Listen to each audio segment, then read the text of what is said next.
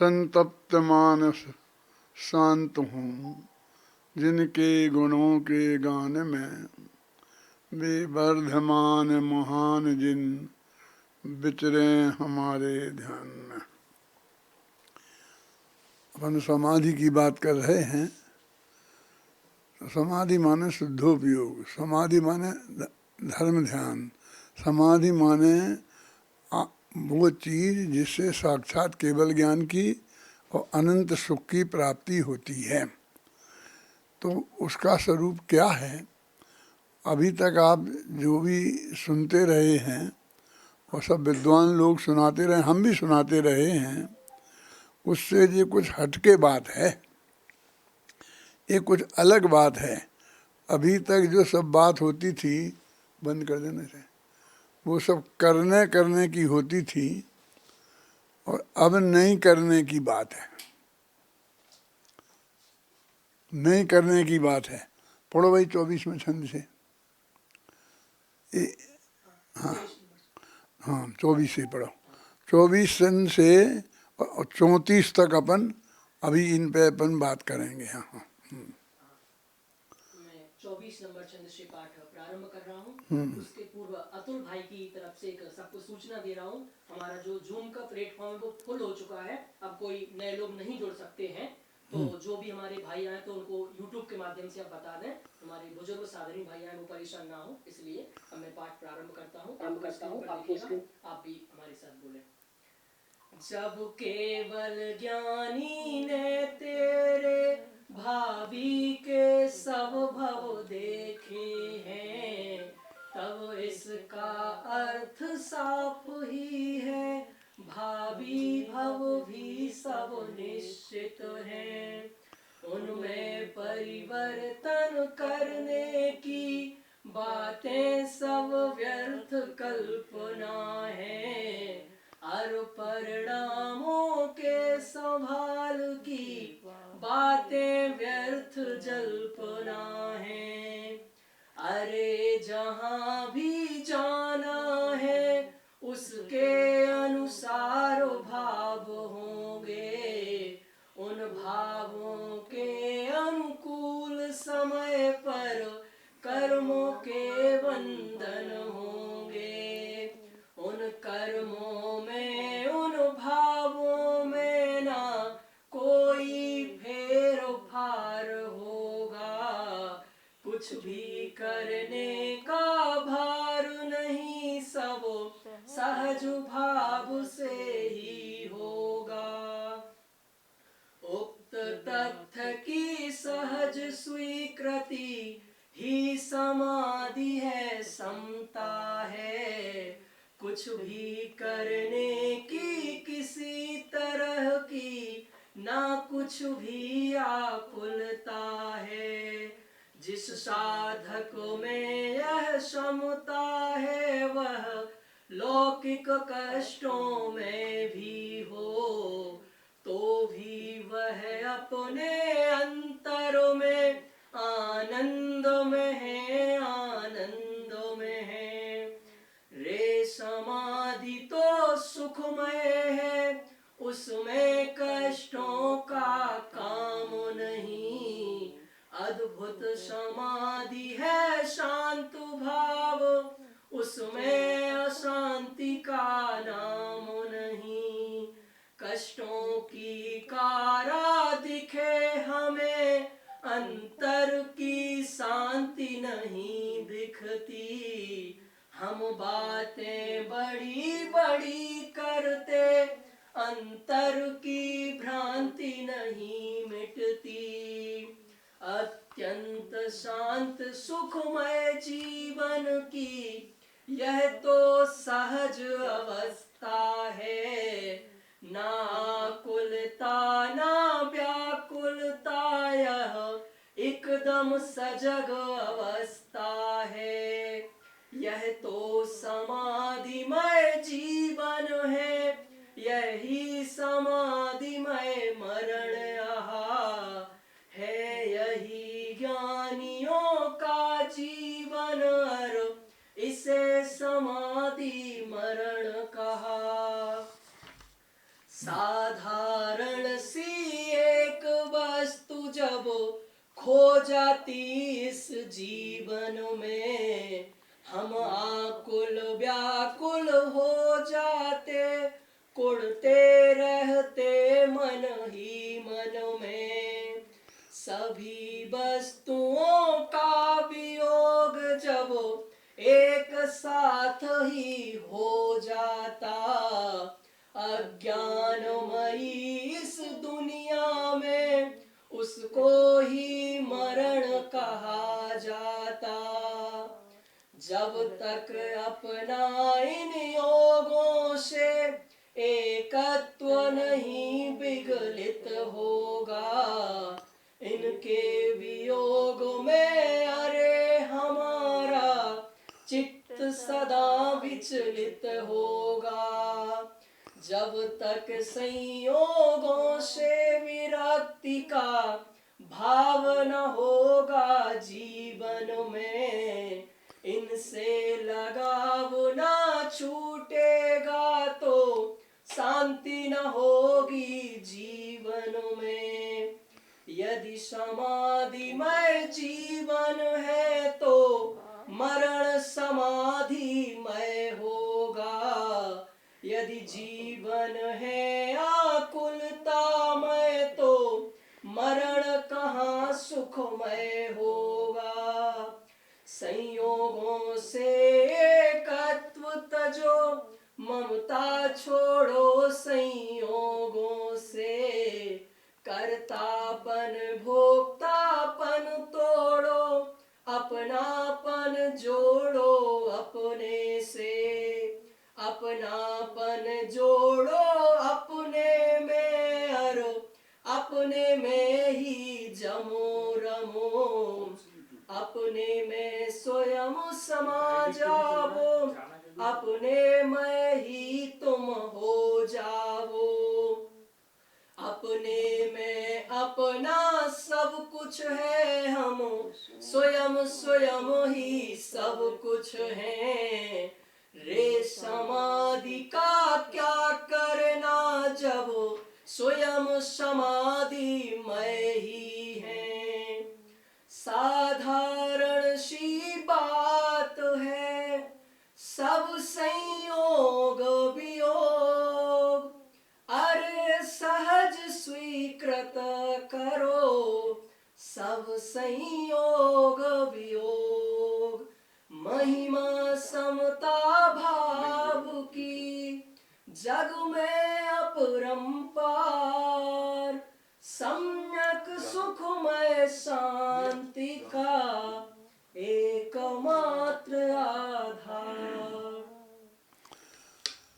देखो मैंने कहा था आपसे शुरू में ही कि ये नहीं करने की सब बात है। समाधि में जाना है ना, तो कोई आदमी जब समाधि में जाएगा तो क्या करेगा, वहाँ भी कुछ करना पड़ेगा ना। ऐसे लगता है कि अभी हम सारे काम छोड़ देंगे और समाधि में जाएंगे तो बताओ वहाँ क्या करें, तो बोले कि कुछ नहीं करना है। तो ऐसे लगता है कि सब कुछ नहीं करना है तो हमारा समय कैसे कटेगा। तुझे समय काटना है कि कर्म बंधन काटने हैं, कि दुख काटने हैं। बता क्या तेरी समस्या क्या है।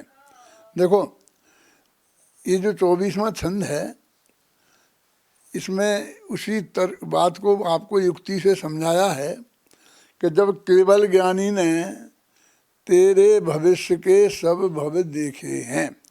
इस बात को तो अपन कई दफ़े कह चुके, सिद्ध कर चुके हैं कि केवल ज्ञान में भूतकाल की सब बातें आती हैं, वर्तमान की बात आती है और भविष्य की भी सब बातें आती हैं। यदि तुझे केवल ज्ञानी पर भरोसा है, जिनकी तू रोजाना पूजन करता है, जिनकी स्तुति बोलता है, तो वीतराग सर्वज्ञ जनेश्वर बोलता है कि नहीं बोलता। जिन्हें तू सर्वज्ञ मानता है तो इसका तब वो कहते हैं भव देखे हैं, तब इसका अर्थ साफ ही है कि भावी के भविष्य में निश्चित हैं। जब उनने देखे हैं तो वे नक्की हैं। इसका अर्थ एक क्लियर बात ये है। अब उनमें परिवर्तन करने की सब बातें व्यर्थ कल्पना हैं। कि हम कहते हैं हमें अगला बढ़िया भव मिले, बढ़िया भव मिले, तो कहते उनमें जो नक्की है उसमें कोई परिवर्तन संभव नहीं है, इसलिए ये बात व्यर्थ की कल्पना है कि मुझे अपना भव सुधारना है। देखो सबने ये उपदेश दिया, आपने, हमने भी पहले दिया होगा आपको कि अपने भव सुधारना है तो ये करो, ये करो, ये करो, ये करो, है ना। अब इसमें कह रहे कि बातें सब व्यर्थ हैं, उन परिणामों की संभाल की बातें व्यर्थ जल्पना है। कहते हैं कि अपने परिणामों को सुधारो, कुछ नहीं कर सकते हैं तो हम अपने परिणाम तो सुधार सकते हैं ना। तो कहते हैं अपने परिणामों को सुधारने की बात भी एकदम व्यर्थ है। जल्पना माने बकवाद है। ये तो सभी कहते हैं कि मरते समय परिणाम सुधार लो, परिणाम सुधारो, परिणाम सुधारो, परिणाम ना बिगड़ जाए, इसका ध्यान रहे। ये तो कितना उपदेश हमने सारी जिंदगी भर दिया है, सुना है। और यहाँ कहते व्यर्थ है कि जब नक्की ही है तो कहते हमको जो भव में जाना है तो उस भव में जाने लायक परिणाम तो हमें करने होंगे ना। अतुल भाई देखो ध्यान से सुनो, परिणाम तो हमें करने होंगे ना। अरे कहते हैं जब वो हमारा भव नक्की है तो उस भव में जाने के लिए जैसे परिणाम करने पड़ते हैं वे भी नक्की हैं। जैसे सहज वो होगा तो तेरे परिणाम भी सहज वैसे ही होंगे। तेरे उन परिणामों को देखकर हम ये निर्णय कर सकते हैं कि तू किस भव में जाने वाला है। ख्याल में है ना। क्योंकि यदि हम ये जानते हैं कि ऐसे परिणाम जिसके होते हैं वो इस गति में जाता है, इस जगह जाता है, तो तेरे जो वर्तमान के परिणाम ऑटोमेटिक वैसे होंगे, उसमें तेरे को माथे पे बोझा रखने की जरूरत नहीं है। तो फिर करें क्या नहीं, कि हम करने का ही निषेध कर रहे हैं, होने का निषेध नहीं कर रहे हैं। हमारे वैसे परिणाम होंगे कि नहीं, कि गारंटी से होंगे, तो हम नहीं करेंगे तो कैसे होंगे। यही तो खेल है कि वस्तु की व्यवस्था में कि ये जो तथ्य है सुरेश जी, वो तेरे माथे का बोझा उतारने के लिए तो है ये बात, और तुम वो माथा का बोझा नहीं उतारना चाहता है। कहते वो बात तो ठीक है कि अब जैसे हमको जो जाना है वो नक्की है, लेकिन वहाँ जाने के लिए हमें वो भाव तो वैसे करने पड़ेंगे ना। तब वो कहते हैं नहीं वैसे भाव होंगे कि नहीं, वो हमारे कर्म में नहीं ऐसे होंगे, कर्म का उदय नहीं आएगा तो कैसे जाएंगे हम। तो कहते नहीं, वैसे भाव होंगे तो कर्म भी वैसे बनेंगे। वो सारी प्रक्रिया, सारा सिस्टम ऑटोमेटिक लगा हुआ है। देखो उन परिणामों की संभाल की बातें व्यर्थ जल्पना है। अरे जहाँ भी जाना है उसके अनुसार भाव होंगे। भाव नहीं होंगे कहाँ, कौन कह रहा है। लेकिन तेरे करने पे माथे पे जो बोझा है, बात तो इसकी है, और ये बोझा नहीं उतरेगा तो तू समाधि में कैसे जाएगा। समता भाव क्या होगा, दुख तो यही है, और इसी दुख को तेरे को मिटना है। उन भावों के अनुकूल समय पर कर्मों के बंधन होंगे। उन कर्मों में, उन भावों में ना कोई फेर फार होगा, कुछ भी करने का भार नहीं, सब सहज भाव से ही होगा। वो कहता है नहीं ठीक है, अच्छा अच्छे परिणाम हमें नहीं करने, वे अपने आप होंगे, लेकिन खराब ना हो जाएं इसकी तो सावधानी रखना है ना। कि जब अच्छे परिणाम होंगे तो खराब कैसे हो जाएंगे, और खराब होने होंगे तो अच्छे कैसे हो जाएंगे। जहाँ तुझे जाना है वहाँ जाने के लिए जैसे परिणाम अपेक्षित हैं वैसे ही तो होंगे। मैं एक उदाहरण देता हूँ, अपने शास्त्र का ही है कि शास्त्र में आता है कि एक कुत्ता मर रहा था, बिल्कुल अंतिम अवस्था में था। तो वहाँ से जीवनधर स्वामी आए, जीवनदास स्वामी का नाम तो सुना होगा, वो अपने आप मोक्ष में गए हैं, तब वे गृहस्थ अवस्था में थे, समझ ना। तो जीवनदास स्वामी ने उसे नमोकार मंत्र सुनाया तो वो स्वर्ग में चला गया। एक कहानी आती है और नमोकार मंत्र की महिमा बढ़ाने के लिए आती है, सब बताते हैं कहती नमोकार में, तो वो कहते हैं वो चला स्वर्ग में चला गया। अब मैं ये कहता हूँ कि वो कुत्ता बीमार था और उनने वहाँ सब आके नमोकार मंत्र सुनाया और वो स्वर्ग में चला गया। ये तीनों बातों में मुझे ऑब्जेक्शन नहीं है, माने मैं मानने को तैयार हूँ, सुनना ध्यान से। लेकिन अब मेरा प्रश्न ये है कि वे जीवनदास स्वामी नहीं आ पाते और उसे नमोकार मंत्र नहीं सुना पाते तो वो कुत्ता कहाँ जाता? अब बताओ ये मुझे।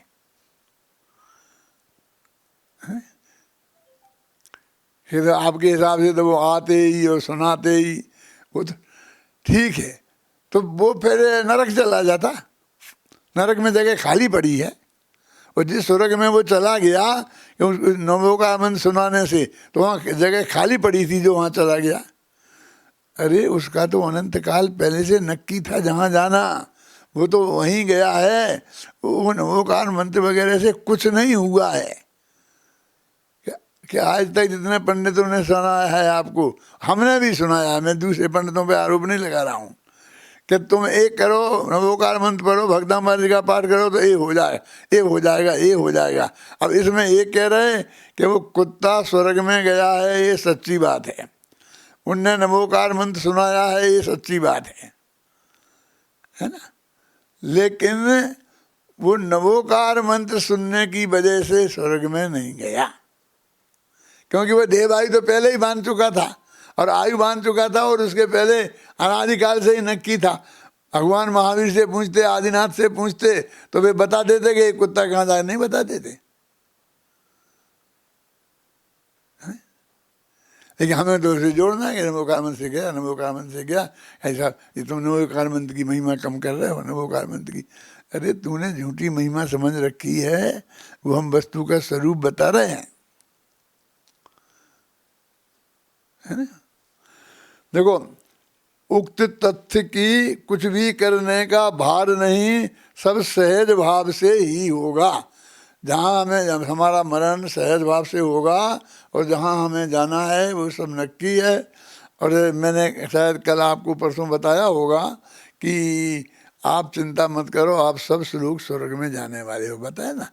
तो आपको लगता है कि मैं आपको मक्खन लगा रहा हूँ, वो तो फैक्ट है कि वर्तमान के जो परिणाम जैसे हैं जिन जीवों के, वो ऐसे जीवों वालों का भविष्य स्वर्ग ही है। और मैंने तर्क से सिद्ध किया था ना कि इतने जीव जाने वाले हैं देव गति में, इतने नरक में, 2/3 गति, तो वे कौन से लोग जाएंगे?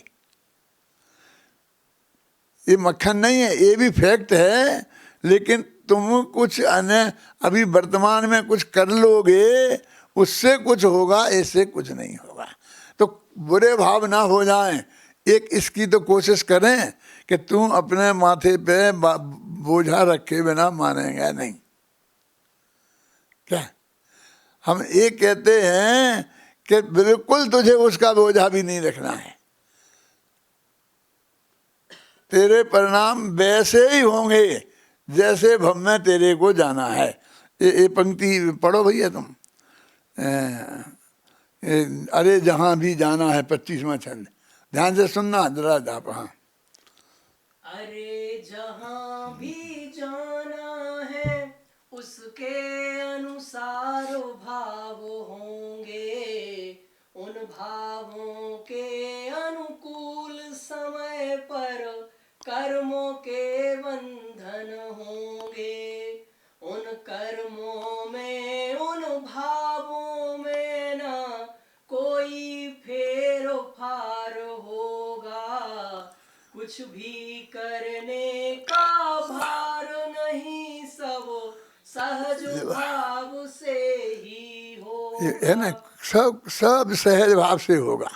अब इसी को हम ऐसा कहते हैं, परिणाम संभाल ले तो तुझे अच्छी गति मिल जाएगी, अच्छी गति मिल जाएगी तो सुख हो गएगा, ये करेगा। लोभ दिलाते हैं, 50 तरह की बातें करते हैं और इसी लेन में लगाए रहते हैं। और आज ये कह रहे कि वो सब कुछ नक्की है, कुछ होने जाने वाला नहीं है तेरे विकल्प करने से, आकुलता करने से। देखो फिर लिखा है, उक्त तथ्य की सहज स्वीकृति ही समाधि है, समता है। इसका नाम समाधि है, बोल, इसका नाम समता भाव है। क्या ये जो उक्त तथ्य की, कौन से तथ्य की?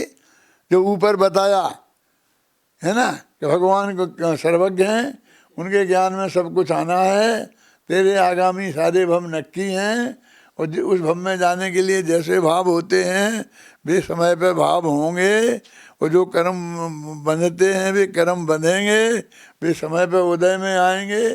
ये जो तथ्य तेरे को बताया, तेरे को उसमें कुछ भी नहीं करना है, कुछ भी माथे पे बोझा नहीं रखना है, कुछ भी विकल्प नहीं करना है। उक्त तथ्य की सहज स्वीकृति, इसका नाम समाधि है। सुना कभी? ये समाधि वाले, ये ध्यान वाले तुमको ये समझाते हैं कभी? पढ़ो इसे छंद को, 26वां। हाँ, उक्त तथ्य की सहज स्वीकृति ही समाधि है, समता है। कुछ भी करने की किसी तरह की ना कुछ भी आकुलता है। जिस साधक में यह समता है, वह लौकिक कष्टों में भी हो तो भी वह अपने अंतर में आनंद में है, आनंद में है। अब आप कहते हो साहब, आप कहते हो कुछ नहीं करो, कुछ नहीं करो, लेकिन ये तकलीफ होती है तो फिर कुछ विकल्प आता ही है, दवाई लेने का, ये लेने का, गोली खा ले, ये कर लें कर लें। हो सकता है ना जब देह बदलेगी, शरीर में थोड़ी कमजोरी आएगी तो थोड़ी तकलीफ दिखाई दे सकती है। वैसे तो मैंने कहा था ऐसा भी हो सकता है कि आपको 1 सेकंड में भी और आपके की जान, देह बदल सकती है। क्या सांस लो और उसमें ही देह बदल सकती है। लेकिन थोड़ा कष्ट में भी है तो तुम हमें वो कष्ट दिखाई देता है, लेकिन अंदर में जो अनंत शांति है, उसने जो ये अपनाया है समाधि भाव, उसने ये समाधि भाव प्रकट किया था, तो इससे उसे अनंत आनंद है। हमारे शास्त्र कहते हैं ना, अनंत गुणी शुद्धि की वृद्धि निरंतर। देखो कुछ कहा, तो भी जिस साधक में यह समता है, वह लौकिक कष्टों में भी हो तो भी वह अपने अंतर में आनंद में है, आनंद में है, वो बहुत सुखी है। वो इसलिए समाधि में कष्ट होता है, ये कल्पना हमारे दिमाग में से निकलनी चाहिए, क्योंकि समाधि तो सुखमय है। पढ़ो 27वां चंद, समाधि तो सुखमय है, दुखमय नहीं होती समाधि। हाँ, रे समाधि तो सुखमय है, उसमें कष्टों का काम नहीं। अद्भुत समाधि है शांत भाव, उसमें अशांति का नाम नहीं। कष्टों की कारा दिखे हमें, अंतर की शांति नहीं दिखती। हम बातें बड़ी बड़ी करते, अंतर की भ्रांति नहीं मिटती।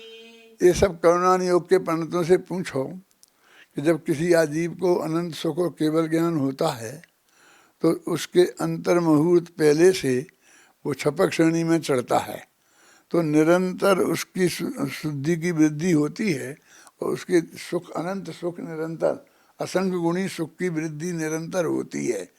और वो जी मान 5 पांडवों को गहने पहना दिए, तो हमें तो अनंत कष्ट में दिख रहा है ना। ये पार्श्वनाथ भगवान पर कमठ ने उपसर्ग किया, अब ना पत्थरों की वर्षा की, जो जो भी तकलीफें पहुंचाई, तो बाहर से तो हमें ये दिखते हैं, लेकिन हमने ये देखा कि भाई पत्थर के वर्षा हो रही थी, ये हो रहा था, ये हो रहा था, इतने में उन्हें केवल ज्ञान हो गया। तो केवल ज्ञान वैसा ही थोड़ी हो गया, वे अंतर मुहूर्त तक छपक श्रेणी में रहे होंगे ना, आत्मा में लीन रहे होंगे ना, तो छपक श्रेणी में सुख होता है कि दुख होता है? बोलो। कहते अंतर में अनंत शांति रहती है, उसके अंतर में इतनी शांति रहती है, वो तुझे दिखती नहीं है। वो कष्टों की कारा आंखों से दिख रही है, कष्टों, बहुत तकलीफ में, बहुत तकलीफ में, बहुत तकलीफ में। अपन कहते हैं देखो, भरत चक्रवर्ती घर में ही रह गए और बाहुबली ने दीक्षा ले ली, और एक वर्ष में ही फिर केवल ज्ञान हो गया, तो अनंत सुखी हो गए। तो अपन कहते हो अपने चक्र जीत तो गए थे बाहुबली, और अभी सारा राज्य का सुख तो आराम से भरत चक्रवर्ती ने भोगा, वे बेचारे चले गए, खड़े रहे, कितनी कितनी क्या तकलीफ है। वो जो मोक्ष में चले, वो केवल ज्ञान हो गया, तब से बात तो वे इतने काल, जितने काल अरबों बरस हैं वे, भरत चक्रवर्ती चौथे गुणस्थान में रहे गृहस्थी में, तो उनसे वे असंख्य गुणे सुखी तो तब भी थे जब वे गए थे, और जब वे बेलें चढ़ी हुई थी तब वे जो उपसर्ग थे तब भी, समझे ना, उनसे असंख्य गुणे सुखी थे। इन सब पंडितों से पूछ लो जो मैं बात आपसे कह रहा हूँ। ये सारी दुनिया में ये बात मैं कहता फिर रहा हूँ, तो ये पंडित तो मुझे आसानी से जिंदा नहीं रहने देते। यदि ये शास्त्र का आधार नहीं होता मेरे पास, जबरदस्त तर्क और युक्तियाँ नहीं होती, अध्ययन नहीं होता मेरे पास, तो क्योंकि सारी जिंदगी मैं सबका ही विरोधी हूँ ना। ये सब कह रहे ये करो, ये करो, ये करो, परिणामों को सुधारो, ये करो, ये करो, और मैं ये कह रहा हूँ। अभी जो इतने काल तक बाहुबली रहे केवल ज्ञान सहित, और जब भरत चक्रवर्ती को केवल ज्ञान हुआ ना, तब बाहुबली केवल ज्ञान से युक्त ही थे, मोक्ष में नहीं गए थे। तो इतने काल में भरत ने ज्यादा सुख भोगे कि बाहुबली ने ज्यादा भोगे, बताओ। अब बिल्कुल शास्त्र के आधार से और तर्क से सुरेश जी क्लियर है ना कि बाहुबली ही बहुत सुखी रहे और भरत जी सुखी नहीं रहे। जो चौथे गुण स्थान में जितने दुख होते हैं वो तो उनने भोगे ही, और वे तो 13वें गुण स्थान में रहे तो वे तो अनंत सुखी थे। तो उनकी क्या गलती हो गई, उनका क्या नुकसान हो गया? वे चले गए, भरत को राज दे के चले गए, तो उनका क्या नुकसान हो गया? कि नहीं अब वो तो जब इतनी जाकर के बेलें चढ़ गई, ये हो गई। अरे उस समय भी भरत से असंख्य गुणित 5 दफे असंख्य गुणित करो, इतना सुख तो तब था।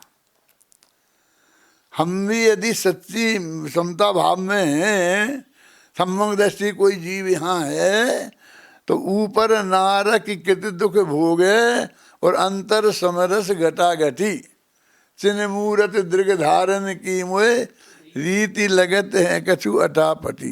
राजा शनक नरक में है और अभी अपन सब मनुष्य गति में है, और जिन्हें मान लो सम्मा दर्शन नहीं है, तो वो तो दुखी ज्यादा कौन है? राजा शनक के अपन? बोलो अतुल, ख्याल में आते क्या नाम ये तुम्हारा? मैं नाम भूल जाता हूँ, ये मोटा नहीं, विपुल है? बोलो। या मैं नाम भूलने लगा हूँ, लेकिन ये तत्व की बातें नहीं भूलता हूँ, समय सार की गाथाएं नहीं भूलता हूँ, भाग्य की बात है। अब ये दिन रात के जो मेरे साथी हैं, अतुल खाड़ा का नाम भूल जाऊँ, ये विपुल मोटानी का नाम भूल जाऊँ, ये संजीव गोधा का नाम भूल जाऊँ, हैं तो मुझे आप स्वस्थ मानेंगे? मेरी बुद्धि ठीक मानेंगे? क्यों? ऐसा आदमी भरोसा करने लायक है हिमांशु जी? बोलो आप। लेकिन इसमें कोई गड़बड़ी नहीं आती है। लिखता रहता हूँ, बोलता रहता हूँ, समझता चलता रहता हूँ।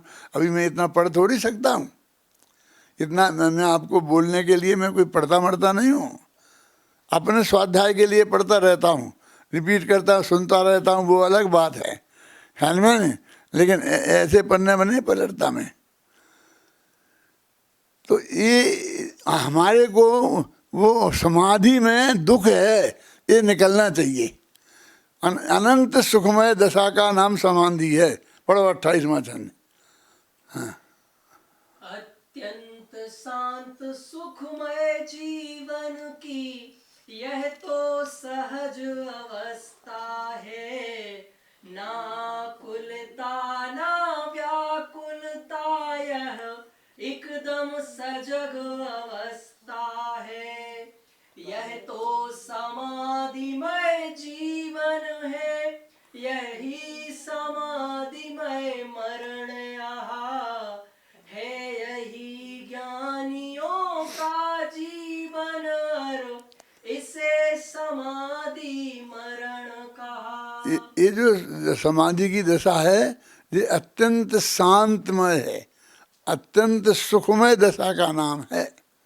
ये जो हम आपको बता रहे हैं तो ये अभी आपको प्राप्त हो सकती है चौथे गुणस्थान के योग्य, 5वें गुणस्थान के योग्य। समझ में ऐसे कोई नहीं है कि भाई वो तो चौथे काल की बात है कि फलानी बात है। देखो यह तो एकदम सहज सजग अवस्था है, इसे आप बेहोशी नहीं कह सकते हो। हैं? मैं आपको नहीं पहचान पाऊँ, मैं अभी सब दुनियादारी की सब बातें भूल जाऊँ, लेकिन अंदर मैं अपना भगवान आत्मा को नहीं भूलता हूँ, तो ये मेरी सजग अवस्था है, ये मैं बेहोशी में नहीं हूँ। यह तो समाधिमय जीवन है, यह ही समाधिमय मरण है, यही ज्ञानियों का जीवन, और इसे समाधि मरण कहा।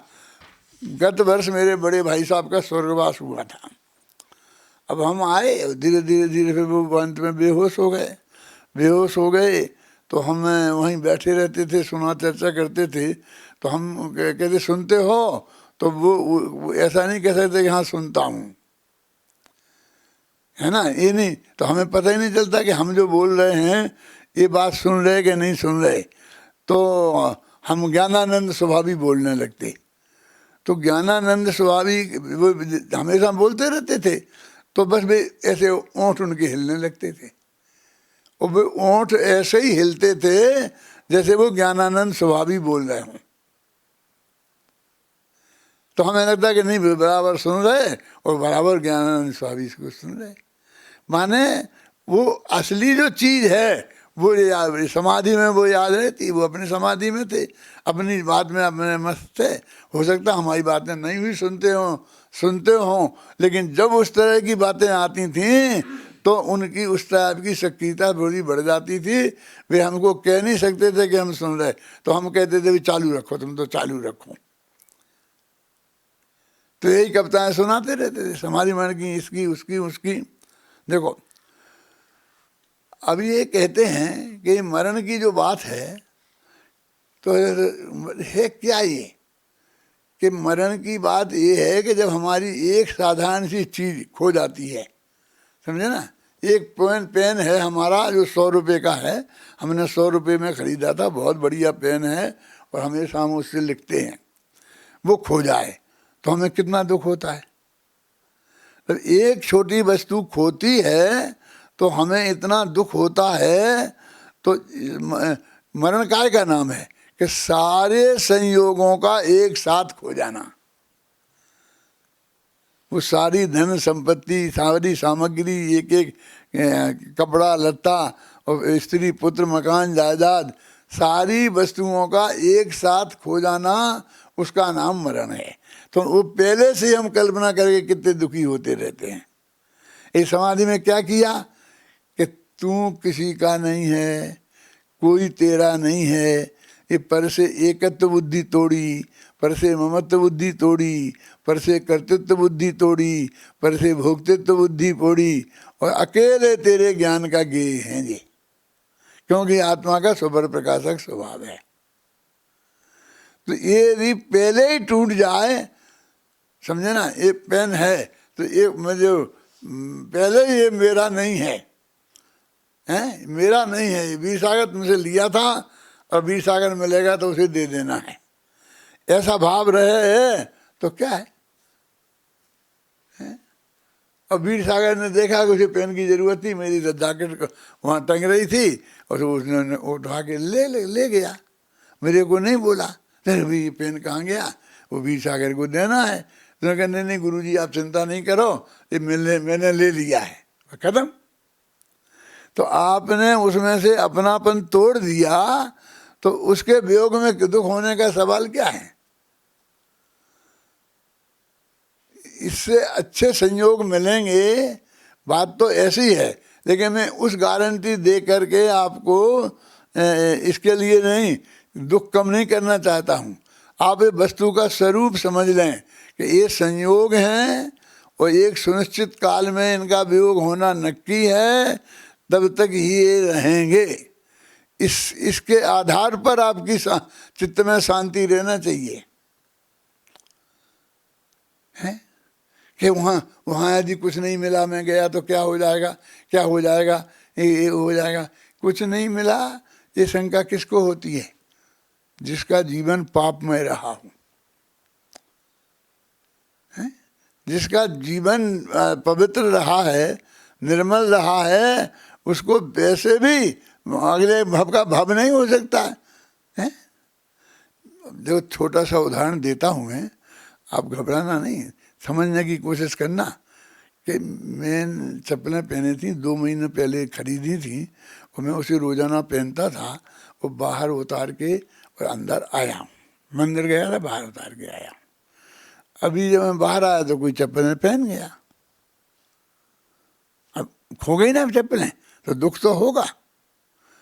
लेकिन हमने देखा कोई दुख नहीं हुआ। क्यों?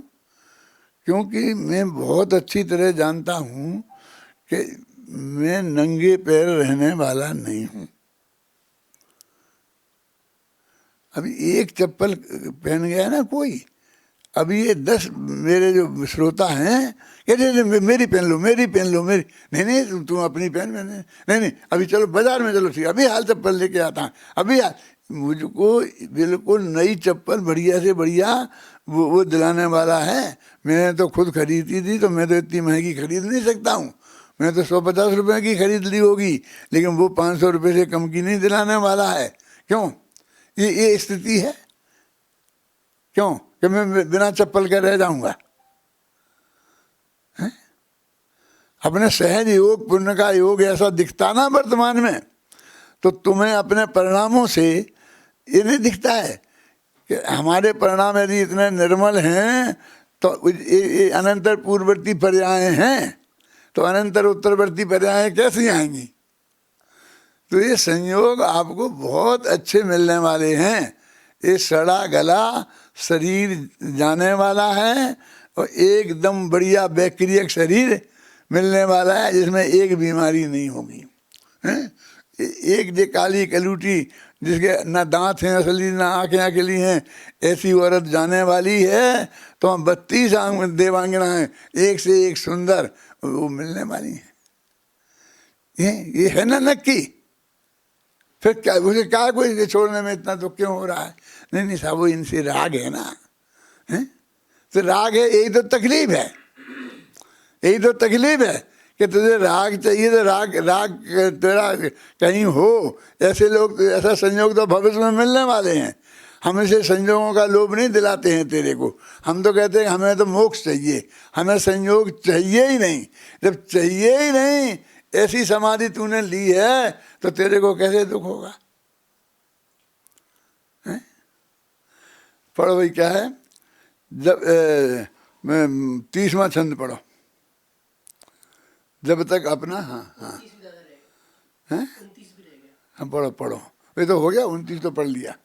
जब तक अपना इन योगों से एकत्व नहीं विगलित होगा, इनके वियोग में अरे हमारा चित्त सदा विचलित होगा। जब तक संयोगों से विरक्ति का भाव न होगा जीवन में, इनसे लगाव ना छूटेगा तो शांति न होगी जीवन में। जब तक इनसे एकत्व विगलित नहीं होगा, हमने इनसे एकत्व स्थापित कर रखा ना इनमें, तो जब तक हमारा एकत्व नहीं टूटेगा, इनमें से अपनापन नहीं जाएगा, तब तक तो तकलीफ होगी तुम्हें। और जब तुम्हारा एकत्व ही विगलित हो गया तो फिर चाहे जाए चाहे रहे, है ना। पड़ोसी की चीज कोई खो जाती है, उसे तुम्हें कितना दुख होता है, बोलो? कुछ नहीं होता है। ये मेरी नहीं है, तो ये मेरी नहीं है, एकत्व ममत्व करते तो हमें तोड़ना ही है ना। जब तक आप इन योगों से, योग माने संयोग, एकत्व नहीं विगलित होगा, इनके वियोग में अरे हमारा चित्त सदा विचलित होगा। एकत्व नहीं टूटेगा तो जब जब इनका वियोग होगा तो हमारे चित्त में विचलितपना आएगा।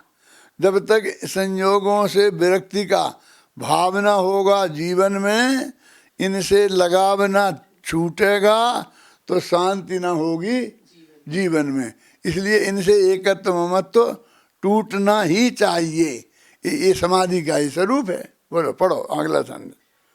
यदि समाधिमय जीवन है तो मरण समाधिमय होगा। यदि जीवन है आकुलतामय तो मरण कहाँ सुखमय होगा। संयोगों से एकत्व तजो, ममता छोड़ो संयोगों से। कर्तापन भोक्तापन तोड़ो, अपनापन जोड़ो अपने से। देखो, दो पंक्तियों में क्लियर कर दिया नीचे की कि भैया इनसे जब तक तुम संयोगों में अपनापन रखोगे तब तक समाधि में जीवन नहीं होगा, तब तक आकुलता ही होगी। लेकिन इसलिए संयोगों से एकत्व तजो और ममत्व तजो। एकत्व ममत्व का अंतर तो जानते होंगे कि समय सार के श्रोताओं को वो भी समझाना पड़ेगा। देखो, यही मैं हूँ, ऐसी मान्यता का नाम है एकत्व, माने अपनापन। यही मैं हूँ और ये मेरे हैं, ऐसी मान्यता का नाम है ममत्व। ये मैं हूँ, ये देह में है ना, तो ये मैं पंडित हुकुमचंद हूँ, ये एकत्व है। और ये शरीर मेरा है, ये ममत्व है। और इसको संभाल के मुझे रखना पड़ता है, ये इसका कर्तृत्व है, हैं। और ये मेरे काम आता है, ये इसका भोक्तृत्व है। तो इनसे एकत्व ममत्व कर्तृत्व भोक्तृत्व श्रद्धा के लेवल पे तो छोड़ो, क्रिया के लेवल पे तो अरहंत भगवान का भी नहीं छूटता है। घबराना नहीं। देह रहती है कि नहीं रहती है? समोसन में विराजे रहते हैं तब देह रहती है। अभी देह को छोड़ने की बात नहीं है, तुम्हारी श्रद्धा के लेवल पर उससे एकत्व ममत्व छोड़ना है। कितना सरल काम है। वो समझता है कि एकत्व ममत्व छोड़ूंगा तो कल देह भी छोड़नी पड़ेगी। हमें कहते हैं तुम ये मान लो कि एक किताब हमारी नहीं है। कैसे मान लूँ? यदि मान लूँगा तो फिर मैं किताब देनी पड़ेगी ना, छोड़नी पड़ेगी ना। इसलिए मैं तो मानूंगा ही नहीं। दो आदमी लड़ पड़े आपस में, काई पे लड़ाई हुई। एक कहता था 2 और 2 4 होते हैं, दूसरा कहता था 2 और 2 5 होते हैं। इस पर झगड़ा हो गया।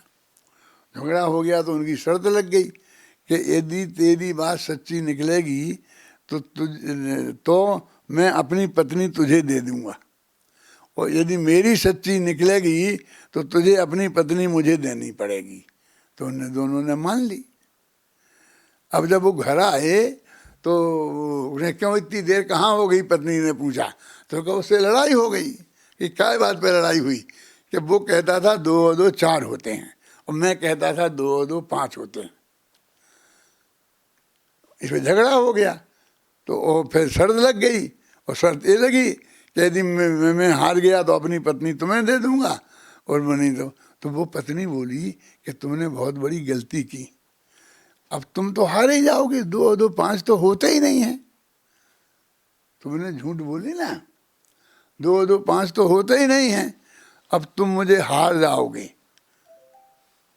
कि नहीं, मैं कभी हार नहीं सकता। क्यों? कि हारूंगा तो तब जब मैं मानूंगा। मैं मानूंगा ही नहीं। मैं तो यही कहूँगा कि दो दो पाँच ही होते। तो हमारे यहाँ कहते हैं झूठा लाबर बुरा के दोंदा। लाबर माने झूठा, वो दोंदा माने दोंदने वाला। वो मानता नहीं, नहीं मैं नहीं मानता, मैं सब तर्क दे दिए, युक्ति दे दी, आगम बता दिया और फिर नहीं माना। यही तो हुआ अनादिकाल से हमसे, ये दोंदा पट्टी कर रहे हैं हम। इतने तर्क और युक्तियाँ हैं दे दी और फिर भी ये क्यों नहीं छूट रहा। वो पत्नी कहती है कि जब तो तुम मुझे हार जाओगे फिर मुझे उसके घर जाना पड़ेगा, कि जब मैं मानूंगा तब।